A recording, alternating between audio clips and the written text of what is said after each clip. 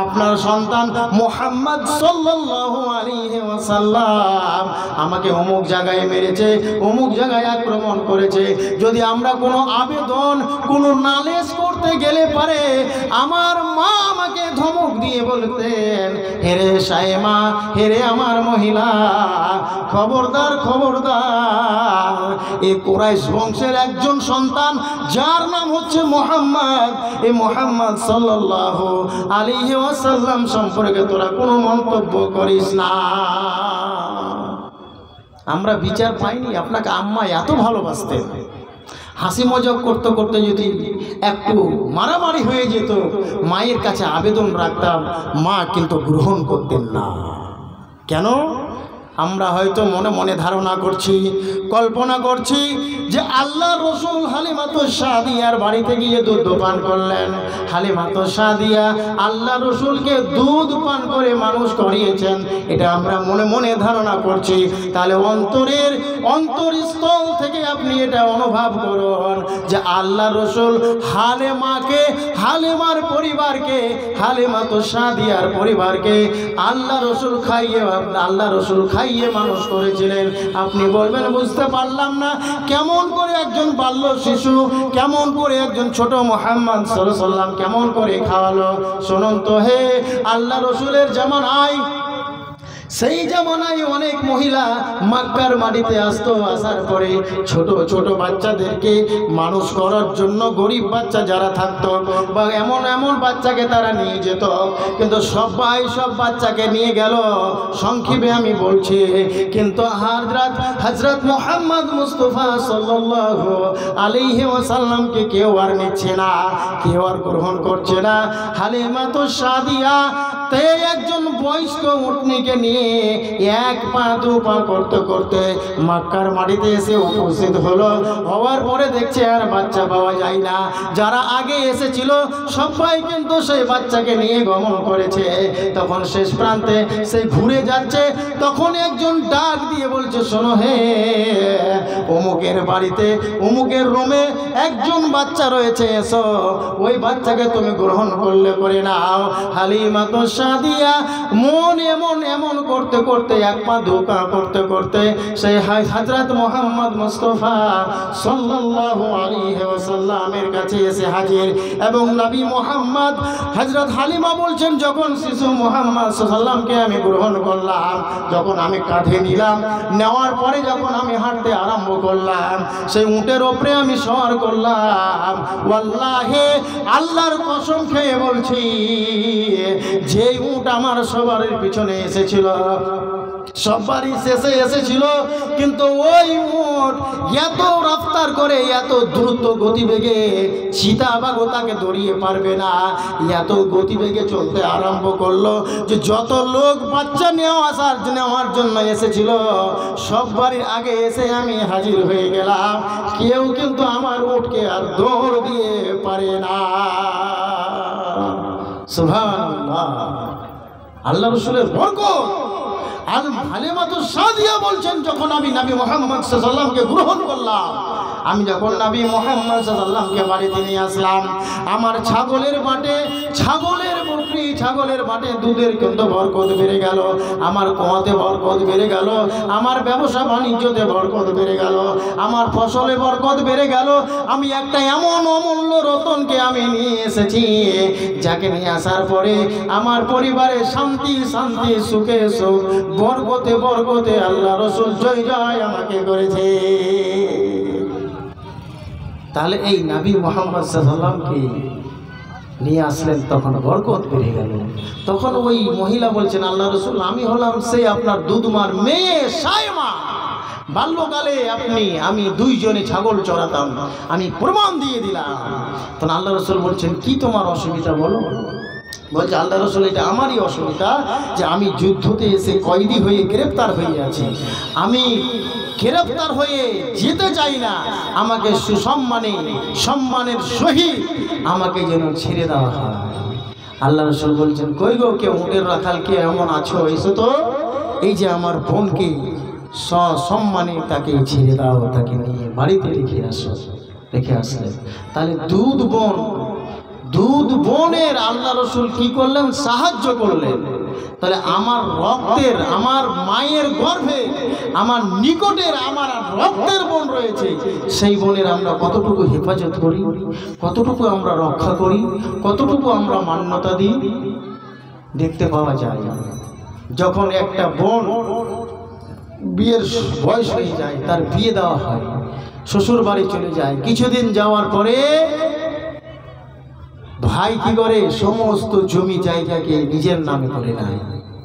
ভাই এমন এমন বাবা আছে যে সমস্ত জমিকে ছেলের নামে লিপিবদ্ধ করে দেয়। ভাই এমন এমন ভাই আছে কি, বাবা মা মৃত্যুবরণ করতে গেলে বোনদেরকে আরো অংশ দেয় না, বুঝিয়ে দেয় না।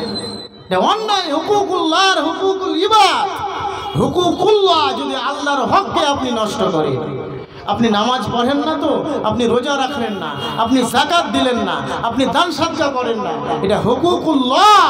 আল্লাহ যদি চায়, আল্লাহ যদি চায়, আল্লাহর যদি দয়া হয়, তাহলে আপনাকে মাফ করতে পারে। কিন্তু হুকুকুল ইবাদ, যেটা বান্দার হক, বোনের হক, ভাইয়ের হক, ভাই ভাইয়ের হক, পিতা মাতার হক, এই হককে যদি আমরা বুঝিয়ে না দিই, তাহলে এটা মোচন করা হবে না, মাফ করা হবে না। অতক্ষণ পর্যন্ত যার কাছে আপনি হক নষ্ট করে রেখেছেন, যেই বোনকে আপনি জমি বুঝিয়ে দেননি, যেই ভাইয়ের অংশ আপনি বুঝিয়ে দেননি, যতক্ষণ পর্যন্ত ওই ভাইয়ের কাছে মাথা নত করে, ভুল না চেয়ে এবং কম বেশি তাকে বুঝিয়ে না দিয়ে, ক্ষমা প্রার্থনা না চেয়ে ক্ষমা যতক্ষণ না দেবে, ততক্ষণ পর্যন্ত আপনাকে মোচন করা হবে না। আর ওই কারণে কাল কিয়ামতের মাঠে জান্নাত যেতে আপনাকে বাধা সৃষ্টি করবে, পিছন থেকে আপনাকে টেনে ধরবে। আল্লাহ গো, এটা আমার ভাই, আল্লাহ গো, এটা আমার ভাই, এই ভাই আমার বংশকে বুঝিয়ে দেয়নি। আল্লাহ গো, এটা আমার বাবা হজে যাওয়ার সময় সমস্ত জমি ছেলের নামে লিপিবদ্ধ করে দিয়েছিল। আল্লাহ, এটা আমার বাবা আমার হক বুঝিয়ে দেয়নি। পিছন থেকে আপনাকে টেনে ধরবে, আপনাকে জান্নাতে প্রবেশ করতে দেবে না। তাহলে বোনের অধিকার, ভাই বোনের অধিকারকে বুঝিয়ে দিতে হবে। এটা হচ্ছে আল্লাহ রসুলের আমানত। এই আমানতে আমাদেরকে রক্ষা করতে হবে, সে আমানতকে আমাদের মেনে চলতে হবে। যদি সেই আমানত রক্ষা না করি, তাহলে জাহান্নাম যাওয়ার বিরাট এটা একটা মাধ্যম হয়ে দাঁড়াবে। ব্রাদার ইসলাম, বিভিন্ন রূপে বিভিন্ন জায়গায় মহিলারা আমাদের মাঝে আছে। যেমন মা, মাটাও হচ্ছে কি আমার মা, ওই হচ্ছে কাউরির স্ত্রী, কাউরির মেয়ে, কাউরির বোন। ওই মাটা আমাদের মধ্যে রয়েছে, সেই মায়ের আমাদের যত্ন করতে হবে। আমরা কতটুকু করি দেখতে পাওয়া যায়। 100-এর মধ্যে হয়তো 40% লোক পিতা মাতার সেবা যত্ন করে, মান্যতা দেয়, অধিকার বুঝিয়ে দেয়, মায়ের দেখভাল করে। 60% লোক পিতা মাতার হক বুঝিয়ে দিতে পারে না। আল্লাহ কি বলেছেন? ওয়াকাদা রাব্বুকা আল্লা তা'বুদু ইল্লা ইয়াহু ওয়া বিল ওয়ালিদাইনি ইহসানা। হে আমার বান্দা, হে আমার বান্দা, তোমরা ওয়াকাদা রাব্বুকা আল্লা তা'বুদু, আগে তোমরা এসো আমার ইবাদত বন্দেগী করে নাও, আমার কাছে মাথা নত করো, আমার কাছে আগে মাথা নত করে নাও, তারপরে ওয়া বিল ওয়ালিদাইনি ইহসানা, এবং তোমার পিতা মাতার সাথে তোমরা সদ্ব্যবহার করো, ইহসান করো। যদি পিতা মাতার মধ্যে উভয়ের মধ্যে 2 জন বেঁচে আছে বা 1 জন বেঁচে আছে বা 2 জনই বেঁচে আছে, ওই 2 জনের সাথে তোমরা সদ্ব্যবহার করো, সেই মায়ের সাথে দেখভাল করো, মায়ের হককে তোমরা বুঝিয়ে দাও। যদি বুঝিয়ে না দিই, তাহলে আমাদের কিন্তু বিরাট একটা অসুবিধা দাঁড়াতে পারে। সেই মা আমাদের মধ্যে রয়েছে, মায়ের যত্ন নিয়ে এবং মায়ের সাথে যখন আমরা কথা বলবো, মাকে আমরা যখন দেখভাল করব, যখন অকুল্লাহুমা কাউলান কারীমা, সে মায়ের সাথে আমরা খুব নরম হয়ে, আমরা মিষ্টি ভাষী হয়ে পেশ আসবো। এমন করে কথা বলবো না, খুব চোখগুলোকে গরম করে বলবো না, খুব চিৎকার মেরে বলবো না, খুব কর্কশ কণ্ঠভাষী হয়ে মায়ের সাথে পেশ আসবো না। সে মায়ের সাথে কথা বলতে হলে মিষ্টি ভাষী হয়ে আমাকে বলতে হবে। সে মাকে আমাকে যত্ন করে বলতে হবে, আর সে মায়ের হক আমাকে আদায় করতে হবে।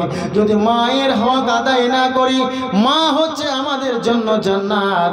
আল্লাহ রাসূল বলেছেন, হুমা জান্নাতুকা ওয়া নারুকা, হে আমার উম্মত, তোমার মা হচ্ছে তোমার জন্য জান্নাত, তোমার মা হচ্ছে তোমার জন্য জাহান্নাম। এই মা বাবাকে আমরা পার্থিব জীবনে, ক্ষণস্থায়ী জীবনে পেয়ে মা বাবার সাথে সদ্ব্যবহার করে, মায়ের প্রতি ইহসান দেখিয়ে, মাকে আমরা যত্ন নিয়ে যদি আমরা আল্লাহর কাছে জান্নাতকে ওয়াজিব করে নিতে পারলো না, তাহলে বলুন তো ভাই, আমার জন্য মা হচ্ছে জান্নাত আর সেই মা হচ্ছে জাহান্নাম। ওই জন্য আমি প্রথমে কবিতা বলেছিলাম, মাগো তোর চরণ তলে বেহেশতে আমার, মাগো তোর মধুর বুকে দুনিয়ায় আমার, মাগো তোর খোদা তাআলা সেরা উপহার। একটা মায়ের আমার কাছে মাটা কত সেরা উপহার, কত বড় নিয়ামত আপনি অনুভব করতে পারেন না। আপনার বাড়িতে যদি গর্ভবতী স্ত্রী থাকে, আপনি দেখুন ওই স্ত্রীটার কত কষ্ট হয়। একটা বাচ্চা যখন গর্ভে থাকে, চলতে ফিরতে, উঠাতে বসাতে, খাওয়াতে, পান করাতে কত কষ্ট হয়। ওই কষ্টটা একদিন আমার মায়ের হয়েছিল, আর সেই মাকে আমরা যত্ন করি না, ইহসান করি না। সেই মা যখন ঠান্ডার সময়, আমি হলাম 6 বছর 5 বছরের একটা বাচ্চা, বা আমার বয়স হলো 1.5 বছর 2 বছর, বসন্তকালে আমি মায়ের কাছে ঘুমিয়ে থাকতাম। বাচ্চারা কিন্তু 1 ঘন্টা 8 ঘন্টা 5 ঘন্টা পরে পরে পেশাব করে দেয়, পায়খানাও করে। যখন আমি মায়ের কাছে শুয়ে থাকতাম, ডান দিকে আমি শুয়ে আছি, সেই মার ডান পাশে আমি পেশাব করে দিলাম। ওই মা কি করলো, বাম পাশে আমাকে নিয়ে আবার শুয়ে গেল, বাম পাশে আবার পেশাব করলাম, বাম পাশে আবার কিন্তু পেশাব করে দিলাম। আমার মা কি করলো, আমাকে বুকে নিয়ে শুয়ে গেল, বুকের ওপরে পেশাব করলাম, কিন্তু মা আর উঠে না, কত কষ্ট করে। এমন পর্যন্ত কি সেই সময় বাল্যকালে, শৈশবকালে আমি বারবার পায়খানা করেছি, আমার ডায়রিয়া হয়ে গিয়েছে, আমি মুহূর্তে মুহূর্তে পায়খানা করতে থেকেছি।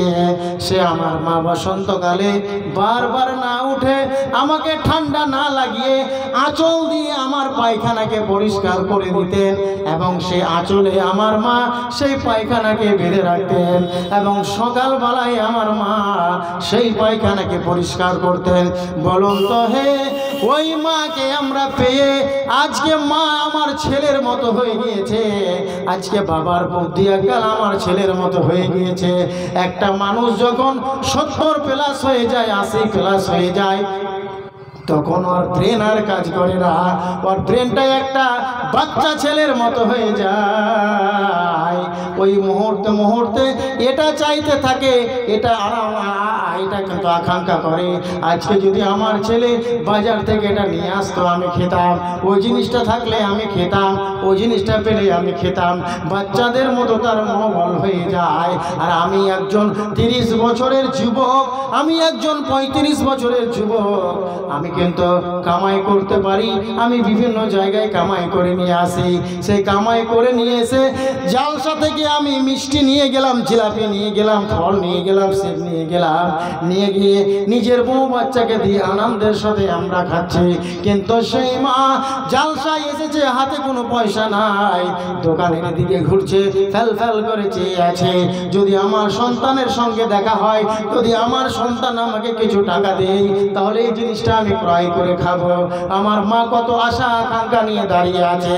হতভাগা আমি সন্তান, সেই মাকে পেয়ে, সেই মায়ের যত্ন করে, সেই বাবাকে পেয়ে, সেই বাবার প্রতি ভালোবাসা দেখিয়ে যদি আমি জান্নাতকে ওয়াজিব করে নিতে পারলাম না, আমার মতো হতভাগা পৃথিবীতে আর কেউ নাই। ওই জন্য কবি বলছে, যত করো নামাজ রোজা, মসজিদেতে দেওয়া যান, পিতা মাতা নারাজ থাকলে নারাজ হবে রহমান, নারাজ হবে রহমান। বউকে তুমি এনে দিলে, বউকে তুমি এনে দিলে বেনারসি শাড়ি, মাকে তোমার দেখো দাঁড়িয়ে ছিঁড়া কাপড় পরি গো, ছিঁড়া কাপড় পরি। এত মৌলবি মাস্টার হয়ে, এত মৌলবি মাস্টার হয়ে তবু কেন হও না দান? পিতা মাতা নারাজ হলে নারাজ হবে রহমান। পিতা মাতাকে খুশি করতে হবে। আর আমি কি করছি?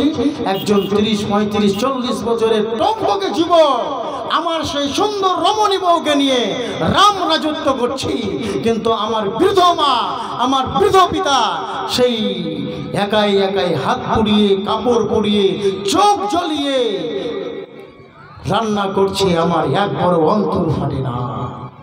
যেই মা আমাকে কষ্টর পর কষ্ট করে মানুষ করেছে, তাহলে এই মা হচ্ছে আমার কাছে সব থেকে বড় নিয়ামত। এই মা হচ্ছে সব থেকে আমার কাছে মূল্যবান জিনিস। এই মায়ের আমাকে কদর করতে হবে। যদি মা বাপের যত্ন না করতে পারি, তাহলে আল্লাহ রাসূল যে মৃত্যুকালে সারা পৃথিবীকে ভুলে গিয়ে উম্মতের জন্য 2টি জিনিস দিয়ে গিয়েছিলেন। তার মধ্যে হলো কি? মহিলারা, নারী জাতিরা, এটা হচ্ছে আমার আমানত, আমি তোমাদের মধ্যে দিয়ে গেলাম। খবরদার, খবরদার, এই আমানতে তোমরা খিয়ানত করিও না। এটা হচ্ছে আল্লাহর আমানত। ওই জন্য কবি কি বলছে শুনুন, মাগো তোমার মতো নেই না কেহ, আমায় বুকে টানি আঁচল দিয়ে মুছে না কেউ আমার চোখের পানি। মাগো তোমার মতো নেই না কেহ, আমায় বুকে টানি আঁচল দিয়ে মুছে না কেউ আমার চোখের পানি। চলে গেলে অজানায় সাথে নিলা না, পথে পড়ে কান্দি আমি নাই যে ঠিকানা। চলে গেলে অজানায় সাথে নিলা না, পথে পড়ে কান্দি আমি নাই যে ঠিকানা। জীবন আমার কেমনে যাবে, জীবন আমার কেমনে যাবে একবার ভাবনি। হাই রে মা জননী, মাগো তোমার মতো নেই না কেহ, আমায় বুকে টানি আঁচল দিয়ে মুছে না কেউ আমার চোখের পানি। তুমিও নাই, বাবাও নাই, দুঃখী আমি এমনি। হাই রে মা জননী, মাগো তোমার মতো নেই না কেহ, আমায় বুকে টানি আঁচল দিয়ে মুছে না কেউ আমার চোখের পানি। মায়ের মতো কেউ করে? একটা বাচ্চা কান্দা যদি করে, পিতা যদি রাগের মাথায় মেরে দেয়, তাহলে মা বরদাস্ত করতে পারে না। মা এসে বাচ্চার চোখের পানিকে মুছিয়ে দেয়। অনাদারে কাটে মাগো আমার জীবন, ভাগ্য দোষে রইল বাবা দূরেতে এখন। অনাদারে কাটে মাগো আমার জীবন, ভাগ্য দোষে রইল বাবা দূরেতে এখন। জীবন আমার কেমনে যাবে, জীবন আমার কেমনে যাবে। হিসাবে একবার ভাবনি হাই রে মা জননী মাগো তোমার মতো নয় না কেহ আমায় বুকে টানি আঁচল দিয়ে মুছে না কেউ আমার চোখের পানি নারে তাকবীর। ব্রাদার ইসলাম, পিতা মাতার প্রতি আমাদের সদ্ব্যবহার করতে হবে, তাকে তার প্রতি আমাদের ইহসান দেখাতে হবে, তার সমস্ত প্রকারের অধিকারকে আমাদেরকে মেনে চলতে হবে। যদি আমার মা যদিও অমুসলিম হয় তাও মায়ের প্রতি আমাকে সদাচরণ করতে হবে, মায়ের প্রতি আমাকে ইহসান দেখাতে হবে। ব্রাদার ইসলাম, তাহলে এই মাও হলো আমাদের কাছে আমানত। আরেকটি আমানত আমাদের মধ্যে রয়েছে, সেটা কি? আমাদের বাড়িতে থাকে কাউরির মেয়ে, কাউরির বোন, সেই নামধারী মহিলার নাম হচ্ছে স্ত্রী, যা প্রত্যেকের বাড়িতে রয়েছে। আল্লাহ সুবহানাহু ওয়া তাআলা বলছেন ওয়ালা হুন্না মিসলুল্লাযী আলাইহিন্না বিল মারুফ। তোমাদের মাঝে, তোমাদের কাছে যেই নারী জাতিরা আছে স্ত্রী হিসাবে, তোমার যেমন হক রয়েছে, তোমার যেমন অধিকার রয়েছে, তুমি যেমন যা আশা করো, তোমার স্ত্রী কিন্তু তোমার কাছে যা আশা করে। মানে তোমার স্ত্রী হচ্ছে তোমার জন্য পোশাক, আর তুমি হচ্ছে তোমার স্ত্রীর জন্য পোশাক। স্ত্রী তোমার কাছে থাকবে এমন ভাবে, এমন রূপে, এমন ভাবে তাদেরকে নিয়ে চলাফেরা করবে যাতে সেই স্ত্রী কোনো প্রকারের দুঃখ প্রকাশ না করে। আমাদেরকে এমন ভাবে নিয়ে চলতে হবে, এমন ভাবে নিয়ে থাকতে হবে যাতে স্ত্রী মনে করে যে আমরা বন্ধু হিসাবে দুইজন বসবাস করছি। স্ত্রীটা আমার মাঝে থাকে, আমার কাছে থাকে, এটাও হচ্ছে এক প্রকারের আমানত, আল্লাহ রসুলের আমানত। এটাকেও আমাদের রক্ষা করতে হবে। আমরা কি করি? স্ত্রীর প্রতি আমরা নির্যাতন। আপনি দিলেন? আসসালামু আলাইকুম। আপনার বাড়ি কোথায় বাবজি? এই গ্রাম নাম বাহার আলী। নারে তাকবীর। তো আর কিছু 500 টাকা যে কম হচ্ছে, হ্যাঁ চান্দা কত দিয়েছেন? 2000। আর কিছু দেন, আর 500 দেন, 1000 করে 500 দেন। নারে তাকবীর। আমার বাবজি বাহার সাহেব, উনি 1000 টাকা দান করেছে। আল্লাহ যে উদ্দেশ্যে, যে আশায় আল্লাহকে দান করেছে, তার উদ্দেশ্য আশাকে তুমি পূরণ করো। আল্লাহুম্মা সাল্লি আলা, আল্লাহুম্মা বারিক আলা। তো ব্রাদার ইসলাম, আপনারা যারা দান দেবেন চটচট করে আসুন তো। মসজিদ নির্মাণ করবে কারা? ইন্নামা ইয়ামুরু মাসাজিদাল্লাহি, মসজিদ তামির করবে ওরা, মসজিদের দেখভাল করবে ওরা, মসজিদকে রক্ষা করবে ওরা, মসজিদকে নির্মাণ করবে ওরা। মান আমানা বিল্লাহ, যারা আল্লাহর প্রতি ঈমান রাখবে, যারা আল্লাহকে বিশ্বাস করেছে, যারা আখিরাতের প্রতি বিশ্বাস করেছে, আখিরাত হবে বলে যারা বিশ্বাস করেছে, ওরাই কিন্তু মসজিদে দান করবে, ওরাই কিন্তু মসজিদে রক্ষা করবে, ওরাই কিন্তু মসজিদে ঝাড়ু দেবে, ওরাই কিন্তু মসজিদে গিয়ে আজান দেওয়ার জন্য আগে ভাগে যাবে, ওরাই কিন্তু মসজিদে জামাতের সহিত নামাজ পড়ার চেষ্টা করবে। তো কারা? মান আমানা বিল্লাহ, যারা আল্লাহর প্রতি ঈমান এনেছে, ওরাই কিন্তু মসজিদের রক্ষা করবে। তো আমরা হলাম ইমানদার। ইমানদার, আমরা আল্লাহর প্রতি ঈমান এনেছি মানে কি? আমরা ঈমানও আনলেওয়ালা, আমরাই মসজিদে দান করব। এই বাবাজি আমার, আমি তো কাউকে চিনতে পারছি না। আপনারা স্থানীয় আছেন কি বাইরের আছেন? যদি চাঁদা করা থাকেও তবুও কিছু মাত্রায় দান করুন। এটা স্টেজ কালেকশন, এখানে লক্ষ লক্ষ কোটি কোটি ফেরেশতারা। আপনারা কয়েকজন বসে আছেন, ভাবছেন 50, 20, 30, 40 জন যাই হোক না কেন, আপনি ভাবছেন যে আমরাই শুধু আছি। এখানে কত লক্ষ লক্ষ কোটি কোটি ফেরেশতাবর্গ এখানে বসে আছেন, যারা আমিন আমিন বলছে, আর যারা এখানে বসে জালসা শুনছে তাদের জন্য মাগফিরাতের দোয়া করছে। তো আমরা কেন দান করব না? এই ফেরেশতাদের আমিনটাকে আমরা কেন মেনে নেব না? যা যে পারবেন আসুন, আপনারা 100, 200, 500, 1000 করে আপনারা দান করুন।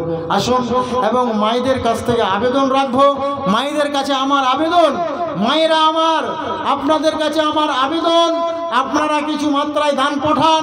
মহিলাদের দানটা অধিক মাত্রায় হওয়া চাই, কারণ মহিলারা হচ্ছে বেশি জাহান্নামী। এরা চলতে ফিরতে কথাতে বার্তাতে এরা স্বামীর নাশুকরি করে ফেলে, এরা সময় মতো নামাজও পড়তে পারে না, এরা সময় মতো কি করে দান সাদগাও করতে পারে না, এদের কাছে কোনো টাকা পয়সাও থাকে না। তো আজকে হয়তো আমার বাপজি, আমার কাকু, আমার দাদু, আমার মামা, আমার ভাই আপনাকে জালসায় খরচ করার জন্য 200, 400, 500 করে টাকা দিয়েছে, সেখান থেকে কিছু পরিমাণ টাকা এই মসজিদের নামে, বাতনারাহি মসজিদের নামে দান করে আপনারা অংশগ্রহণ করুন।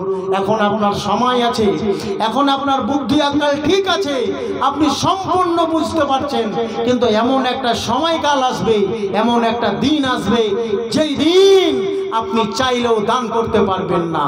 আপনার হাতটা মুলতেই থাকবেন, মুচড়াতেই থাকবেন, কিন্তু আপনার কাছে কোনো মূল্য দ্রব্য থাকবে না, টাকা পয়সা থাকবে না, কোনো ধান চাল থাকবে না, কোনো খাদ্য থাকবে না যা আপনি মসজিদে দান করবেন।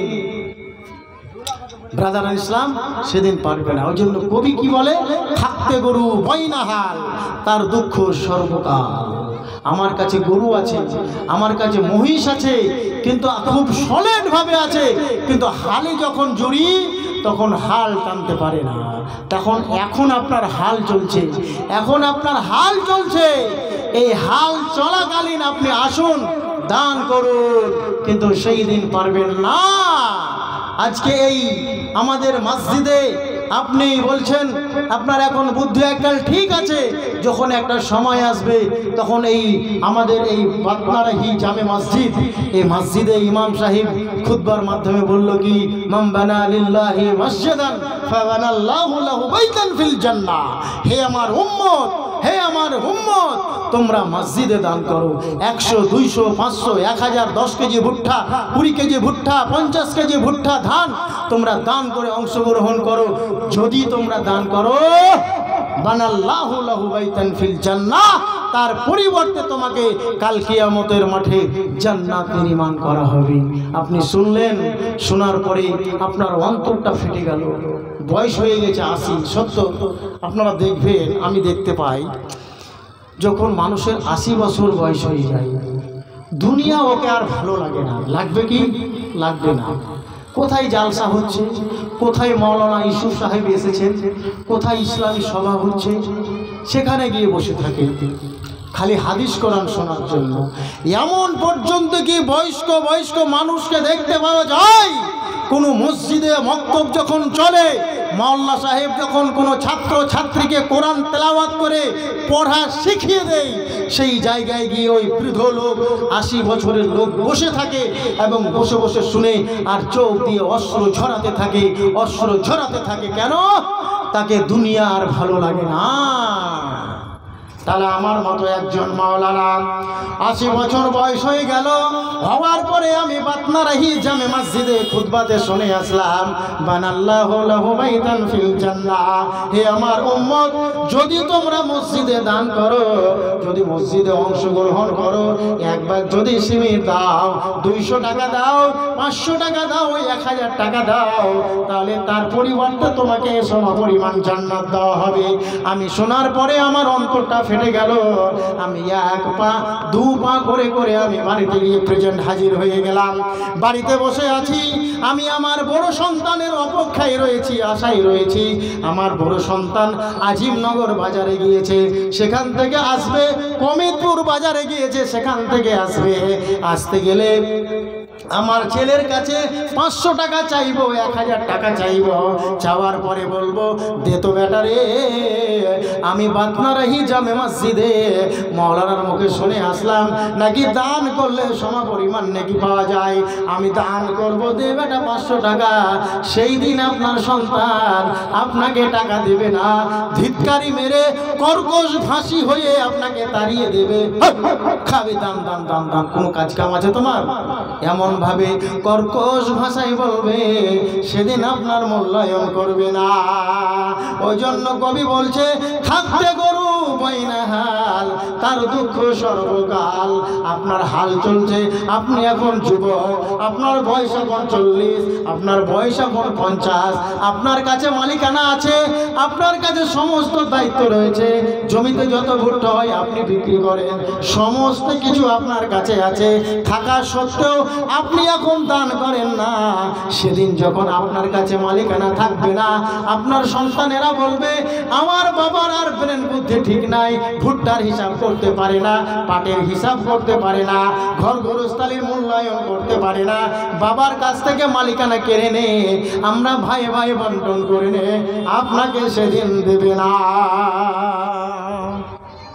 তা আজকে আপনার কাছে ধন সম্পদ রয়েছে, মালিকানা রয়েছে, আপনি কেন দিবেন না?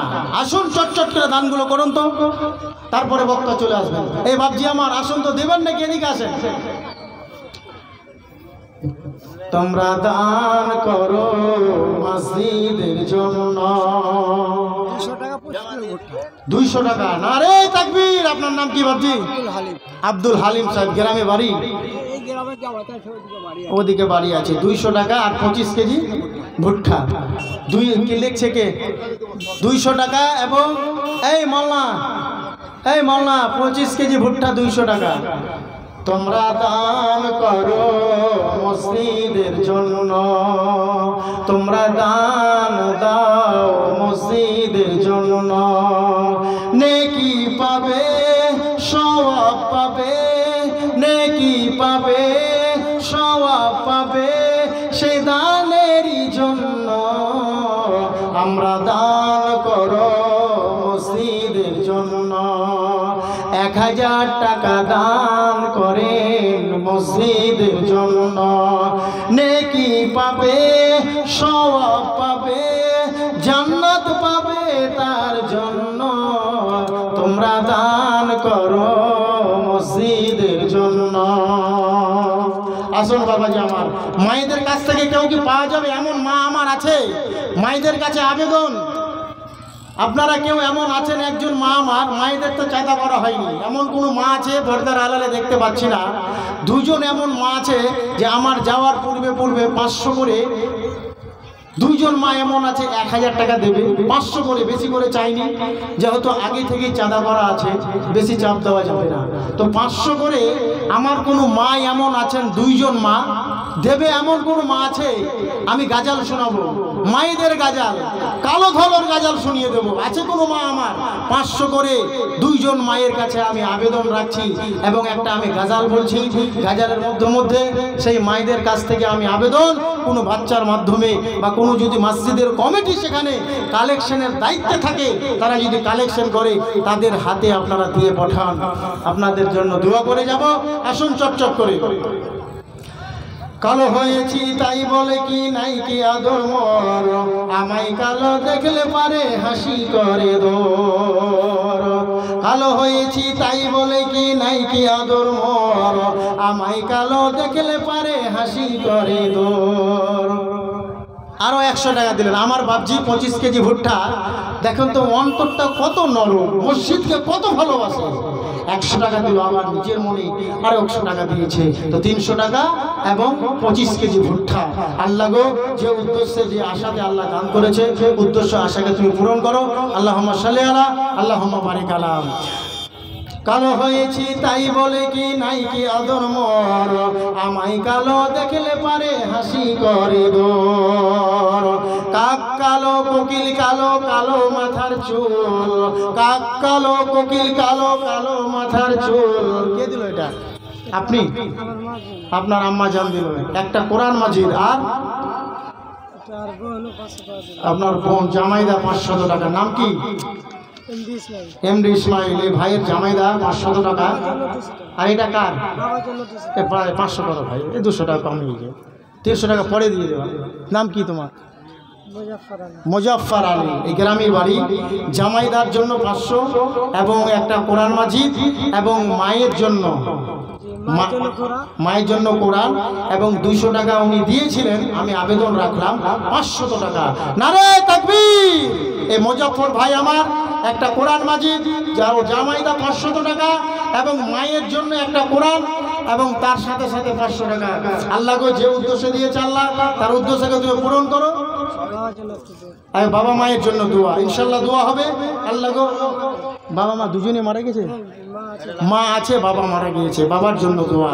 আল্লাহ গো, এই দানের ওসিলায় আল্লাহ গো, তার বাবা যদি কবরে কোনো আযাবে মুবতলা থাকে আল্লাহ, এই দানের ওসিলায় আল্লাহ গো, তো আযাবকে তুমি রক্ষা করো। আমিন সুম্মা আমিন। কালো গায়ের কালো হয়েছি তাই বলে কি নাই কি আদর মর, আমায় কালো দেখলে পারে হাসি করে দূর। কাক কালো, কোকিল কালো, কালো মাথার চুল, আমি তবে কালো হয়ে কি করেছি ভুল। নয়নের মণি কালো, কালো চাঁদের বুড়ি, কালো সুরমা চোখে দিলে মনটা যায় ভরি। কালো গায়ের দুধের গুণ বলে কত জন, কালো গায়ের দুধের গুণ বলে কত জন, কালো নারীর মধুর জবান পাগল করে মন। চাঁদের কিরণ আধার রাত্রে তারা দিয়ে আঁকা, চাঁদের কিরণ আধার রাত্রে তারা দিয়ে আঁকা, কালো কালি দিয়ে দেখো কোরআন মাজিদ লেখা। চাঁদের কিরণ আধার রাত্রে প্রেমিক উঠে মতি, রোদ বদলে মাথা বাঁচাই কালো রঙের ছাতি। বুলবুলির ওই হলুদ গায়ে কালো গয়নার হার, মামি হয়ে প্রেমে পড়ে কৃষ্ণ দেবতার। কাবার চাঁদ কালো দেখো হযরত বেলাল কালো, কাবার চাঁদ কালো দেখো হযরত বেলাল কালো। হযরত বেলালের আজান শুনে মদিনা পাগল হলো। আচ্ছা মাগো বলো দেখি রাত্রি কেন কালো, সূর্য মামা কোথা থেকে পেলেন এমন আলো। ফলগুলি সব নানা রঙে কেমন করে হয়, গাছের লতা সবুজ মাগো ফলের মতো নয়। দুধ কেন মা এমনি সাদা, মরিচ কেন ঝাল, দুধ কেন মা এমনি সাদা, মরিচ কেন ঝাল। আমগুলি সব পাকলে পারে হয় মা কেন লাল। চিনি কেন মিষ্টি মাগো, তেঁতুল কেন টক, কোকিল কেন কালো মাগো, সাদা কেন বক। সারা বছর ব্যাঙগুলি সব চুপটি করে থাকে, বাদল পানি পেলে তারা মাতাল হয়ে ডাকে। ঘোড়ার কেন সিংহ যায় না, গাধার কেন সিংহ যায় না, ঘোড়ার ঘাড়ে ঝুল। কলার গাছের তক্তা হয় না, তাই কি সৃষ্টি ভুল। কালো কালো করে কেন মনটা করো ভারী, কালো কালো করে কেন মনটা করো ভারী। কদিন পরে যেতে হবে কালো রঙের বাড়ি। নারে তাকবীর! আছেন আমার বাবাজিরা এমন কেউ 500 করে টাকা দেবে 4 জনে? আছেন কেউ আপনার? আমি বলেছি যে 5 প্রকারের লোকই মসজিদ নির্মাণ করবে, মসজিদ দেখভাল করবে। যারা 1 নম্বরে হচ্ছে আর আল্লাহর প্রতি যারা ঈমান রাখবে, আখিরাতের প্রতি যারা ঈমান রাখবে, ওয়া আকামাস সালাত, এবং যারা নির্ধারিত সময় সাপেক্ষে সময় অনুযায়ী যারা সালাত কায়েম করবে এবং যাকাত দেবে, এরাই পারবে, এরাই মসজিদ নির্মাণ করবে, আরাই পারবে যাদের মধ্যে ঈমান রয়েছে। আপনার নাম কি বাবজি? আসসালামু আলাইকুম। ওয়ালাইকুম সালাম। বলেন বাবজি। সাহির হোসেন। শাহির হোসেন। এই গ্রামই বাড়ি? জি না। কোথায়? গঙ্গানগর। গঙ্গানগর। শাহির 50 কিলো ভুট্টা দিলাম, 500 টাকা দিলাম আমার মা বাবার নাম। মা বাবার জন্য দোয়া। অন্তরটা দেখুন তো। গিয়াসউদ্দিন হাজী সাহেবের ছেলে আমি। গিয়াসউদ্দিন হাজী সাহেবের ছেলে। গঙ্গানগর বাড়ি? জি। গঙ্গানগর বাড়ি। গিয়াসউদ্দিন হাজী সাহেবের ছেলে সাহির হোসেন। শাহির হোসেন 50 কেজি ভুট্টা এবং তার সাথে সাথে 500 টাকা নগদ বাতনারাহি জামে মসজিদে দান করে অংশগ্রহণ করেছে এবং পিতামাতার জন্য দোয়া। নারে তাকবীর! আল্লাহ গো, এই শাহির আলী বাবজি আমার কত অন্তরটা উনার নরম। পিতামাতার বক্তব্য শুনে দান করার সময় চোখ দিয়ে জল বেরিয়ে আসছে। আমার মা বাবার জন্য মাওলানা সাহেব দোয়া করে দিয়ে। তা আল্লাহ গো, আমি তো একজন ছোট মাওলানা, আল্লাহ তো তুমি কোরআনে বলেছো ইন্নাহু আলিমুম বিজাতিস সুদূর, তুমি প্রত্যেক মানুষের অন্তরে কি মন্তব্য করছে, কি গণনা করছে, কি কল্পনা করছে আল্লাহ তুমি তো তার অন্তরের খবর, তুমি অন্তর্যামী, তুমি লক্ষ লক্ষ কোটি কোটি মাইল দূর থেকে আরশে আজিম থেকে আল্লাহ ওই বাতনারহি জামে মসজিদের উন্নতি কল্পের জালসার প্যান্ডেলে বসে একজন বাবাজি আমার শায়ের আলী, উনি নিজের পিতামাতার জন্য 50 কেজি ভুট্টা এবং 500 টাকা দান করেছে। আল্লাহ গো, তুমি তো অন্তর্যামী, কি আশায় কি আকাঙ্ক্ষায় এবং আল্লাহ আবেদন রেখেছে পিতামাতার জন্য। আল্লাহ গো, তার পিতামাতা যদি কোনো আযাবে মুবতলা থাকে, সেই ছেলের গানের অশিলায় তাকে তুমি নাজাত দাও এবং তার পরিবারে তুমি বরকত দাও, তার ব্যবসা বাণিজ্যতে তুমি বরকত দাও। আল্লাহ গো, তাকে ইমানের সহিত বাঁচিয়ে রাখো। আল্লাহ তুমি তাকে মৃত্যুবরণ করেও, কিন্তু ইমানদার হয়ে তুমি মৃত্যুবরণ করো। আমিন। আল্লাহুম্মা সাল্লি আলা, আল্লাহুম্মা বারিক আলা। আসুন বাবাজি আমার, মায়েদের কাছ থেকে আমি 500 করে, দুইজনের কাছে 1000 টাকা চেয়েছিলাম, 500 করে 1000 টাকা। এমনকি বাতনারাহির মায়েরা নেই যে জালসায় এসে 500 টাকা অংশগ্রহণ করবে, এরকম হয়নি। আমার সময় শেষ হতে যাচ্ছে আর বক্তাও চলে এসেছে। তো মায়েদের কাছে আবেদন, বাচ্চাদের হাত দিয়ে, বাচ্চাদের মাধ্যমে আপনারা 500 টাকা, দুজন এমন মা আছে, পরে দিয়ে দিবেন, 10 দিন পরে, 1 মাস পরে, 15 দিন পরে, 2 মাস পরে দিয়ে দেবেন, কিন্তু নামটা লিখিয়ে যান। আর যেই বাবাজি আমার বসে আছেন, আপনারা একটু চটচট করে আসুন, দানগুলো করুন, মসজিদে দান করুন। আপনার দান করলে এই দানটাই কাল কিয়ামতের মাঠে কাজে আসবে। ইন্নামা ইয়ামুরু মাসাজিদাল্লাহ, আমরাই পারবো, আমরা ইমানদার দান করতে। একটা মেয়ে মারা গেছে, ওর নামে 100 টাকা, আর বাবা মার নামে 25 কিলো। 100 টাকা কম হচ্ছে ভাবছি তো, নাই তো। হ্যাঁ কেমন লোক আমি তো জানি না। মাওলানা সাহেব 100 টাকা 25 কেজি ধান করা যাবে, 500 টাকা করে দেবেন, 400 টাকা পরে দিয়ে দেবেন, দেখেন হবে। নারে তাকবীর। এই ভাবছি আমার 25 কেজি ধান এবং 500 টাকা পরে দিয়ে দেবেন, লিখিয়ে দেন বাবজি, লিখিয়ে দেন, পরে দিয়ে দেবেন। এই লেখেন মাওলানা সাহেব, লেখেন এই 400 টাকা বাকি, 100 টাকা নগদ এবং 25 কেজি ধান। আল্লাহ গো, এই বাবজি আমার যে উদ্দেশ্যে, যে আশাতে আল্লাহ দান করেছে, তার উদ্দেশ্য আশাকে তুমি পূরণ করো। আল্লাহুম্মা সাল্লি আলা, আল্লাহুম্মা বারিক আলা। আসুন দানগুলো করুন, দান করুন। আজকে আপনার আছে, সব কিছু আছে, আপনি দিয়ে যান, অংশগ্রহণ করে যান। 50 করুন, 100 করুন, ভুট্টাগুলো আপনি লিখিয়ে দেন, ধানগুলো লিখিয়ে দেন। আপনি ইন্স্যুরেন্স হিসাবে আপনি দান করুন। এখনও আমাদের জমিতে ভুট্টা লেগে আছে, এখনও আপনার জমিতে ধান লেগে আছে। ভবিষ্যৎকালে কি হবে আল্লাহ ব্যতীত কেউ জানে না। হয়তো এমন কোনো শিলাবৃষ্টি হয়ে গেল, আপনি বললেন মাওলানা সাহেব বদদুয়া করছেন, না, হয়তো শিলাবৃষ্টি হয়ে গেল, বিভিন্ন জায়গায় হচ্ছে, বিভিন্ন দেখতে পাওয়া যাচ্ছে সোশ্যাল মিডিয়ায়, শিলাবৃষ্টি হতে আছে, পাথর হচ্ছে, বৃষ্টি হচ্ছে। তাহলে আপনি কি ইন্স্যুরেন্স হিসাবে আপনি যখন সরকারি দপ্তরে জমা করতে পারছেন, তাহলে আপনার ভুট্টার জন্য, আপনার দানের জন্য, ধানের জন্য ইন্স্যুরেন্স হিসাবে এই বাতনারহি মসজিদে আপনি কিছু দান করতে পারবেন না? এটা ইন্স্যুরেন্স মনে করিলেন যে আমি ইন্স্যুরেন্স করে যাচ্ছি, আল্লাহ আমার আরো 1 মাস ভুট্টার টাইম রয়েছে, আরো 3 মাস ধানের টাইম রয়েছে, আল্লাহ তুমি আমার ধানকে, ভুট্টাকে সহি সালামতে আল্লাহ তুমি আমার বাড়িতে নিয়ে আসিও। এটা কি আপনার আশা জাগে না? এটা কি অন্তর আপনার ফেটে আসে না? আসসালামু আলাইকুম বাবজি, কেমন আছেন? আলহামদুলিল্লাহ। আলহামদুলিল্লাহ। আপনার বাড়ি? শোনেন, আমার বাড়ি হলো ভাদু বলদিয়া পুকুর। ভাদু বলদিয়া, শামসি ভাদু বলদিয়া। জি। আমার ভাই আব্দুল রাজ্জাক, তিনি মারা গেছে। আমার স্ত্রী মারা গেছে 5 মাস হলো। 5 মাস? আপনার স্ত্রী মারা গেছে 5 মাস। তো একটু টাকাটা দেন আমাদের, ওরকম দিলাম আপনি। 500 টাকা দেন, দরকার আছে, অত চাপ দেবো না। জি ঠিকই আছে। আর কিছু দেন, কিছু দেন। রাখেন, ওটাই রাখেন। আর 100 দেন, 100 দেন। আপনি রাখেন ওটাই। 100 করেন আর 100 দেন। কি না রাখেন ওটাই। 100 টাকা দেন, পরে দিয়ে দেবেন, লিখিয়ে দেন। দোয়া করেন। দিবেন না? জি না। আর এটা আশাটা কেমন হলো? আর বাড়ি ওখানে আমি যাই হোক, বাবজির বাড়ি আমার বলদিয়া পুকুর, শামসি, ওই শামসি ভাদুর দিকে। যাই হোক, উনি এখানে এসেছেন, ওনার স্ত্রী মারা গিয়েছে 6 মাস হলো, 6 মাস কি 5 মাস। তো স্ত্রীর জন্য 200 টাকা, ও ভাই আব্দুল রাজ্জাকের জন্য 200 টাকা দিয়েছে। আল্লাহকে যে উদ্দেশ্যে যে আশাই দিয়েছে, আল্লাহ ইন্নাহু আলিমুন বিজাতিস সুদূর। আল্লাহ আল্লাহ তুমি অন্তর্যামী, আল্লাহ তুমি তার আশাকে আকাঙ্ক্ষাকে পূরণ করো। আল্লাহুম্মা সাল্লি আলা আল্লাহুম্মা বারিক আলা। আসুন না ভাইরা আমার, আমি 4 জনের কাছে 500 করে টাকা চেয়েছিলাম, আপনারা দেবেন না? আসুন। আজকে মরলে কালকে 2 দিন, পরের দিন কেউ কাঁদবে না। যাদের জন্য করলা কামাই, মরলে তারা চিনবে না। আজকে মরলে কালকে 2 দিন, আজকে মরলে কালকে 2 দিন, পরের দিন কেউ কাঁদবে না।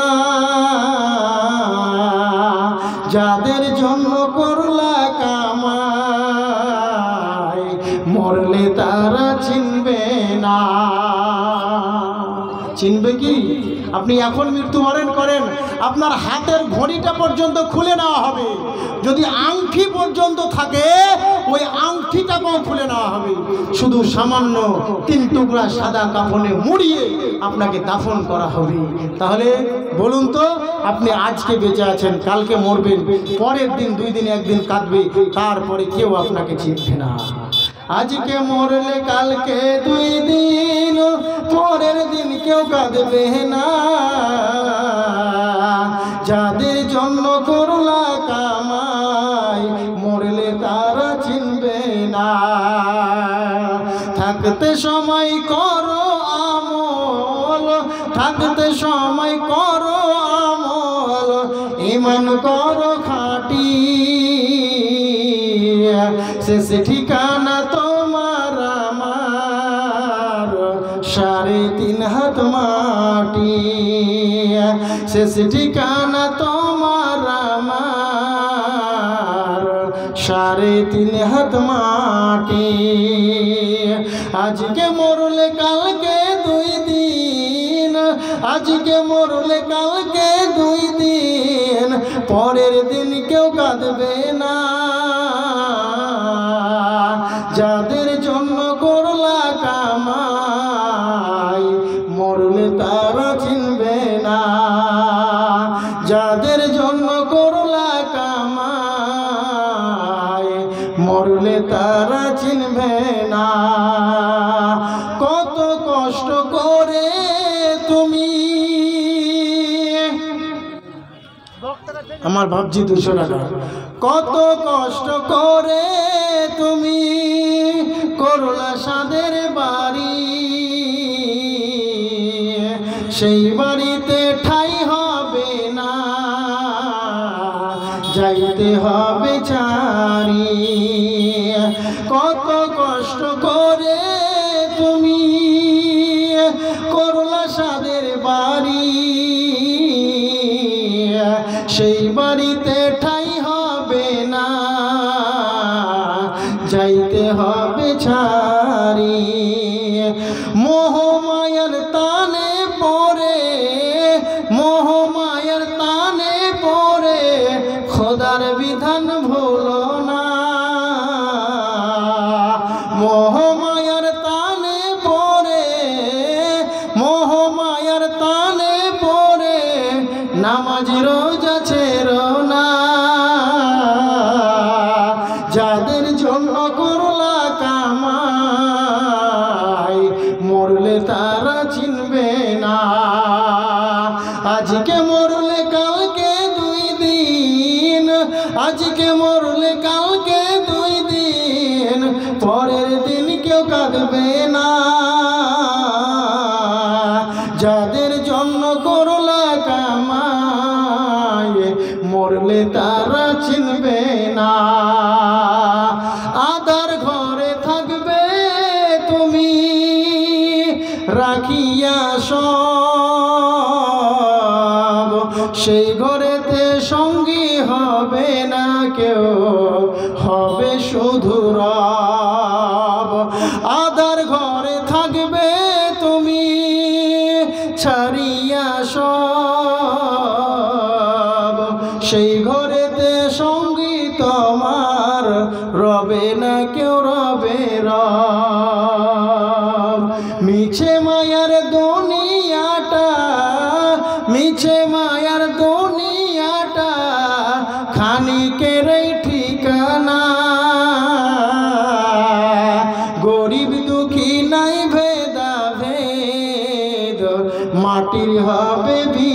ঠিকানা,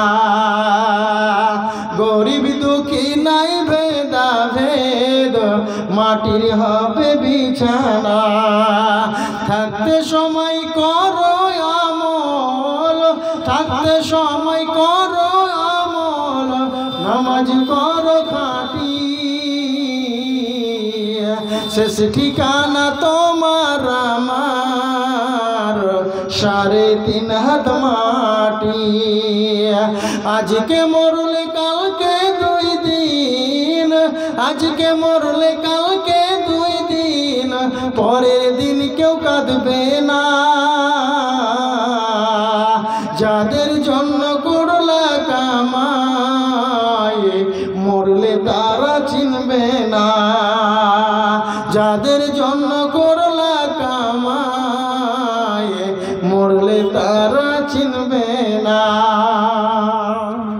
যাই হোক, সময় হয়ে গিয়েছে, আর বক্তাকে বসিয়ে বলাটা এটা ঠিক নয়, আর সভাপতি থেকে রেড সিগন্যালও পাওয়া গিয়েছে। তো যাই হোক, আপনারা এলোমেলো আকারে 100, 200, 500 ধান ভুট্টা ইত্যাদি দান করলেন, কিন্তু মায়েদের তরফ থেকে আশাটা আমার পূরণ হলো না। তা আবেদন রেখে যাচ্ছি, পরের বক্তার হাতে মায়েরা যেন দেয়। আর আল্লাহর কাছে শেষ প্রান্তে এটা দোয়া করি, আল্লাহ গো, যে যত টাকা দিয়ে মসজিদে অংশগ্রহণ করেছে আল্লাহ, তাকে তুমি তার দান অনুপাতে এবং দানের ওসিলায় আল্লাহ গো তার প্রতি বরকত নাজিল করো, তার পরিবারের প্রতি বরকত নাজিল করো। এবং তার পরিবারের মধ্যে অনেকেই মারা গিয়েছে। একজন বাবজি আমার আবেদন করেছেন, তার নাকি স্ত্রী মারা গিয়েছে।